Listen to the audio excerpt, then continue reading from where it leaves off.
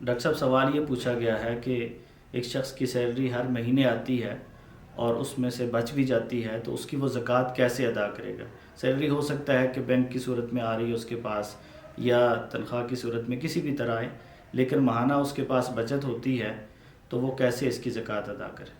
الحمدللہ والصلاة والسلام علی رسول اللہ اما بعد۔ اگر کسی انسان کے ہاں ماہانہ اجرت آتی ہے، سیلری آتی ہے، تو اس کی زکوٰۃ کا حکم کیا ہوگا؟ پہلے تو ہمیں یہ دیکھنا ہے کہ کیا وہ یہ سیلری اپنے گھر میں استعمال کر رہا ہے۔ اگر استعمال کر رہا ہے، بچت نہیں ہوتی تو اس میں زکوٰۃ کا سوال ہی پیدا نہیں ہوتا۔ اور اگر اس سے پیسے محفوظ ہو رہے ہیں لیکن یہ محفوظ پیسے، یہ سیو پیسے زکوٰۃ کے نصاب کو نہیں پہنچتے، 52.5 تولے چاندی کی قیمت کو نہیں پہنچتے، موجودہ ایام میں تقریباً آپ 1.5 لاکھ روپیہ کہہ لیں، اس تک نہیں پہنچتے تو پھر بھی کوئی زکوٰۃ نہیں ہے۔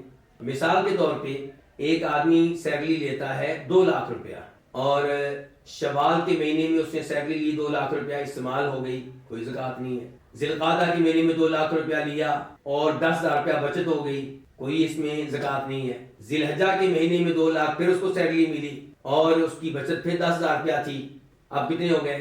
20,000 روپیہ، اب اس کے اوپر کوئی زکوٰۃ نہیں ہے۔ تو اس طرح وہ ہر مہینے 10,000 روپیہ بچاتا رہا تو اس کے اوپر کوئی زکوٰۃ نہیں ہے، حتیٰ کہ وہ مہینہ آ گیا جب اس کے پاس مجموعی طور پہ محفوظ رقم 1.5 لاکھ تک پہنچ گئی۔ اب 1.5 لاکھ روپیہ اندازہ ہے کہ یہ 52.5 تولے چاندی کی قیمت کے برابر ہے، اور 1.5 لاکھ روپیہ اس کے پاس کب جمع ہوا؟ جب رمضان کا مہینہ آیا۔ تو اب رمضان کے مہینے سے اس کی مدت کا آغاز ہو چکا، آئندہ رمضان تک اس کے پاس 1.5 لاکھ روپیہ رہا یا اس سے زیادہ رہے تو آئندہ سال ان پیسوں میں وہ زکوٰۃ ادا کرے گا۔ لیکن اب اس کے پاس پیسے کتنے ہیں؟ مثال کے طور پہ اب اس کے پاس ہے 3 لاکھ روپیہ، ہم اس سے کہتے ہیں کہ آپ 3 لاکھ روپے کی زکوٰۃ ادا کریں، وہ کہتے ہیں میں 3 لاکھ روپے کی زکوٰۃ کیوں ادا کروں؟ 1.5 لاکھ روپے کے اوپر تو سال گزر گیا، یہ میں مانتا ہوں، باقی 1.5 لاکھ روپے پہ ابھی سال پورا نہیں ہوا، کیونکہ میں بچت کرتا رہا ہوں ہر مہینے 10,000 روپیہ یا 15,000 روپیہ یا 20,000 روپیہ یا 25,000 روپے، تو اس لیے باقی مال کے اوپر سال پورا نہیں ہوا۔ تو ہم کہیں گے کہ تمہارے پاس 2 آپشن ہیں۔